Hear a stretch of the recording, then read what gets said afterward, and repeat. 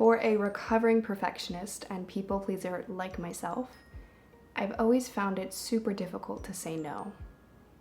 Even when I know I'm at my limit, I still say yes and take on more, simply because I want to. So in today's video, I want to talk to you guys about how I learned to set boundaries in my life as a people pleaser. So for those of you perfectionists and people pleasers watching this video is for you. Now, before we get into the video, I just wanted to welcome those of you who are new here. Welcome. My name is Bridget and I'm a parent and mindset coach. I also have a free Facebook group called Raising Me While Raising You, and it's an awesome community for parents who are on their personal development journey. We talk about confidence, motivation, mindset. It's a place where we can support each other along this journey together. So I'm going to leave the link in the description and I hope to see you there. While I still have your attention, don't forget to like, comment, and subscribe to my channel. I post videos every single Tuesday and Friday. So with that being said, let's get into the video. So maybe this urge to be a people pleaser comes from me growing up as a middle child and always feeling like I needed to balance my family when people were fighting. I wanted to make everything happy and everything seem like we were living a perfect life, even though we weren't. But I've always found that I create close bonds in my relationships when I help other people. As a relator, that's just how I am. That's how I work. I want to take on new clients. I want to be there for my friends, help them out, support my partner, go to happy hour, take trips, do all of these things. So I extend myself time and time again in order to meet these standards that I've set for myself. But what happens when we overextend ourselves? And as a woman, I feel even more pressure to be perfect, to please everyone, to not let the world see my struggles and my stumbles and my failures, and do all of that with a smile on my face. And I'm sure women out there who are watching this can relate to that. We don't want others to see us fail.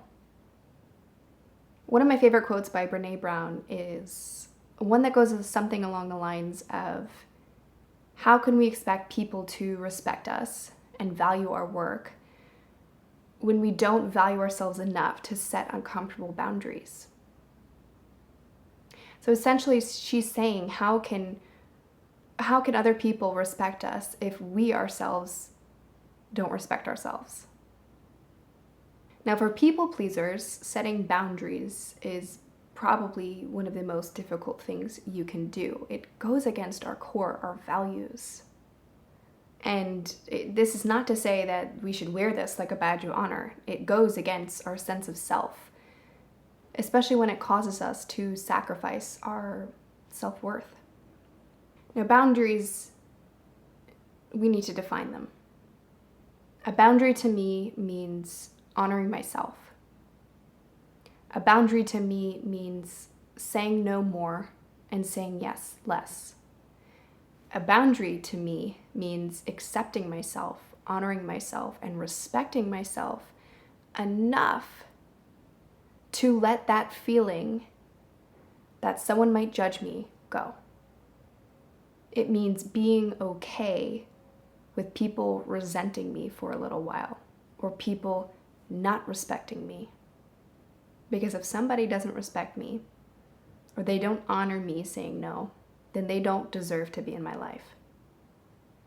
Now, I didn't learn that overnight. I've been a people pleaser my whole life. It didn't just dawn on me one day to say no more and yes less. I had to put in the work to get there. And I had to realize how much I needed to honor myself and respect myself in order to get there, and in order to achieve whatever it is I wanted to achieve in my life. Because I was never going to achieve those things if I didn't honor myself and I didn't respect myself. And if I set too many commitments and took on too many tasks that really just weren't worth my time. And you might be thinking, because this was my thought for a really long time, that setting more boundaries in your life will close people off. It'll close doors in your life and close opportunities. When really, it does quite the opposite. Boundaries allow you to better communicate your sense of self. So when you set those clear boundaries, you're actually opening up more opportunities and more doors so that people can understand you better. I know exactly what her boundaries are, and I feel more closely connected to you because I respect that you respect yourself. When I learned to set better and healthier boundaries in my life, my relationships got better. I was consistently having argument after argument with my husband and even my sisters and my family and some of my friendships because people would ask me why I put so much on my plate. Why did I say yes to this person or that person? Why do you do this to yourself over and over again? Because they would see the effects of me complaining that I made all these commitments. And at the end of the day, they're right when they say, well, you did this to yourself. But I did it again and again and again because I was missing one thing. I was missing a couple things, but I was missing my sense of self, that worth, the value, and the respect that I needed for myself. And it wasn't until I considered setting boundaries a form of self-care that I actually tried and worked towards setting them. Until recently, I've never really defined my boundaries. I often think that I create a ton of boundaries in my mind, but when they're not concrete and they're not set in stone, I often find myself slipping up. And as people pleasers, you know that it's really easy for us to cross the line and make up some silly excuse. So when I clearly set my boundaries, it's easier for me to understand my limits. Recently, I've also been reading one of Brené Brown's books called Rising Strong, which is one of my favorites by her. And in it, she discusses setting boundaries, something that she's also always struggled with her entire life. And when she sets boundaries, she includes integrity and generosity. Now, the integrity part comes in because in order to set those boundaries, you need to hold yourself accountable. You need to acknowledge when you've slipped up. You need to know yourself better and stand up for yourself more. Generosity is taking a new perspective. It's trying to understand that other people around you are also trying to do the best they can. People make mistakes. You make mistakes. So boundaries aren't the same unless we can recognize other people along this process, that they're showing up and doing the best they can. And when we understand that, we can better communicate our boundaries and allow them to be heard in a way that this other person can understand. And so if you're anything like me, the generosity part is huge, and that's something that's really helped me set those boundaries. Perception and perspective have always been something that I am good at. So bringing that into the mix has always helped me understand people better as a relator. So if you're a relator like me, bringing in generosity is a really helpful thing to do. And I also recommend that you guys check out Brené's book, Rising Strong.